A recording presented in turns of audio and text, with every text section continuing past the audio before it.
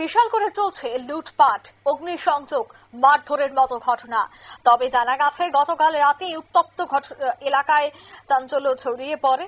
তবে সঙ্গে সঙ্গে বিশালগড় থানাধীন গজারিয়া এলাকায় অনিল দাস এবং বিশম্বর দাসের বাড়িতে 5 বার যে অগ্নিসংযোগ ঘটে সেই বিষয়টা নিয়ে কিন্তু আজ বিশালগড় থানার পুলিশের কাছে ছুটে গিয়ে উক্ত ঘটনা তদন্ত শুরু করে দিয়েছেন। তদন্ত করার জন্য তারা দাবি রাখেন। এখন দেখার বিষয় যে তাদের পুলিশের যে জিজ্ঞাসাবাদ চলছে সেখানে কি বেরিয়ে আসে, কারণ বাড়ির মালিকের অভিযোগ হচ্ছে যে 5 বার তার বাড়িতে অগ্নি সংযোগ হয়েছে। তবে এর পেছনে রয়েছে বড়সড় রহস্য। পুলিশ ঘটনাস্থলে ছুটে এসে বাড়ির প্রত্যেকটি মানুষের সাথে কথাবার্তা বলেন এবং কিভাবে এই অগ্নিকাণ্ড বা ক্ষতিগ্রস্ত জায়গাগুলি তারা ঘুরে দেখেন এবং রিপোর্ট একটি হাতে নিয়ে তদন্ত শুরু করেছে। তবে সে বিষয়ে কি বলছেন সংশ্লিষ্টরা শোনাবো।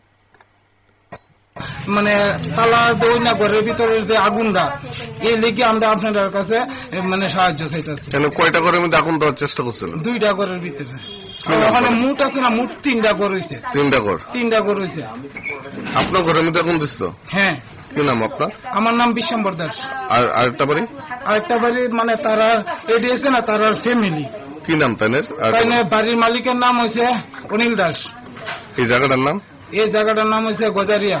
কে করতে পারে এই ঘটনা আপনাদের ধারণা? আমরা মনে তারা আছে না, তারা বাড়ির মানুষেরা আছে না, বাড়ির মানুষের যেহেতু চাবিটা তারার কাছে, তারা ঘরের ভিতরে আগুন গেছে, এই লোকটা হয়ে যাচ্ছে না এই সবটি ঘটনা করতে পারে, এইরকম আমরা মানে বিশ্বাস।